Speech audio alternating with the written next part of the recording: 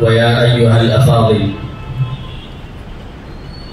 الآن نقدم البرنامج ونقصد إلى الموضوع الأصلي عن الخطابة.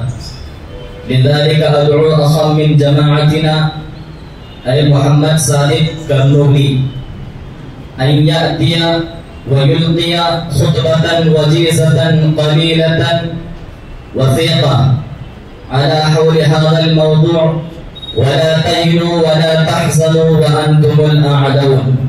فليتشرف.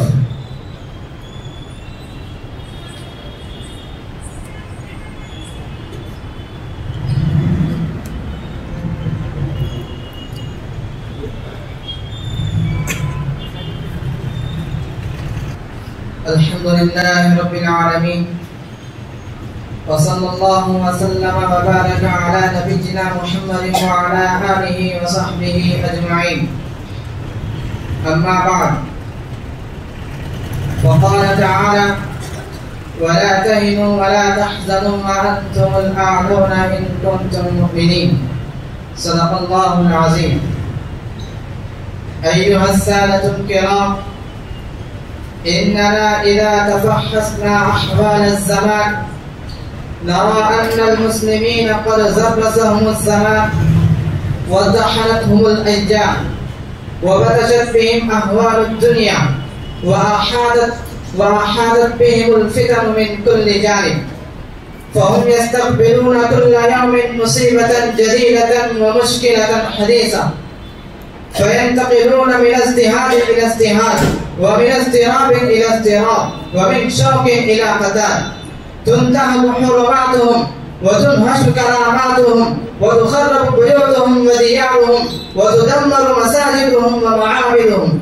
فهذه نزلة خاطفة على أحوال المسلمين في زماننا في كل مكان. أيها الإخوة، حينما نرى المسلمين في هذه الحالة الحرجة الشاقة يلتزم على أذهاننا سؤال ويختلج في قلوبنا استفهام: لماذا هؤلاء المسلمون في انحطاط وانهزام، مع أن الله سبحانه تبارك وتعالى يبشرهم بالفوز والفلاح في كل مجال وبالغلبة والانتصار في كل ميدان بقوله: ولا تهنوا ولا تحزنوا وأنتم الأعلون إن كنتم مؤمنين. إذا كان الأمر كذلك، فكيف لحق بهم هذا القلق والاضطراب؟ ولماذا طرأ عليهم هذا الانكسار والانهزام؟ قلبوا صفحات التاريخ تروا أن الصحابة والتابعين كانوا بأعلى قمة من الرفعة والكمال، وكانوا مثالا في الغلبة والانتصار وآية للنهوض والانطلاق. لماذا هذا البون الشاسع بين حياتنا وحياتهم؟ ولماذا هذا الفرق الهائل بين شأننا وشأنهم؟ ولماذا لا يتحقق لنا وعد الله تعالى من النصر العزيز والفتح المبين كما تحقق لهم؟ فالله هو الله، والقرآن هو القرآن، والدين هو الدين.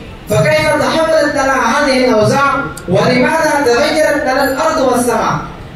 الجواب سهل ميسور، وهو موجود في نفس الآية الكريمة: ولا تهنوا ولا تحزنوا وأنتم الأعلون إن كنتم مؤمنين. نعم، أنتم الأعلون، أنتم الغالبون، ولكن متى؟ إن كنتم مؤمنين. وقد ينتقص هذا الإيمان بنواقص كالمتغذي الذي يأتي بنواقص الوضوء فينتقص منه الوضوء. الإيمان عهد وميثاق بين الله وعبده، فمن خالف العهد فلا عهد بعده، ومن حل العقدة فلا ميثاق بعده. وقد يتجرد المؤمن عن حقائق الإيمان، وقد يدخل في إطار الكفر والعياذ بالله. وكي نكون على بينة من الأمر تعالوا نعرف الأعمال والأقوال التي تخرج صاحبها عن حقيقة الإيمان. فمن نواقض الإسلام والإيمان الاعتراض على حقيقة التشريع، فالله هو الحاكم الحكيم والآمر والناهي، فله حق التشريع. قال تعالى: ألا إن الحكم إلا لله، وقال: ألا له الخلق والأمر. فالاعتراض على شريعة الله والاعتراض على شعيرة من شعائر الله هو في الحقيقة اعتراض على المشرع الحكيم سبحانه، والاعتراض على دينه الذي ارتضاه لعباده، وهو الكفر حتما. فمن ادعى لنفسه الإيمان فلا يجوز له إلا أن يقول سمعنا وأطعنا في كل حين وآن. فالغلبة والانتصار والنصر العزيز والرفعة والعزة والفتح المبين كل ذلك مشروط بكمال الإيمان، وهو مفقود في حياتنا، فيلزم علينا أن نعمل بمقتضيات الإيمان ونطبق الشريعة الغراء على حياتنا الفردية والجماعية لكي يتحقق وعد الله كما تحقق في الماضي لسلفنا الصالحين.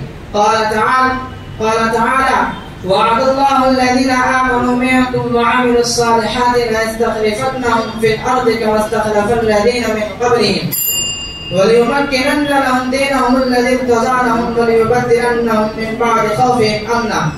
وبذا أختتم كلامي، وآخر دعوانا الحمد لله رب العالمين.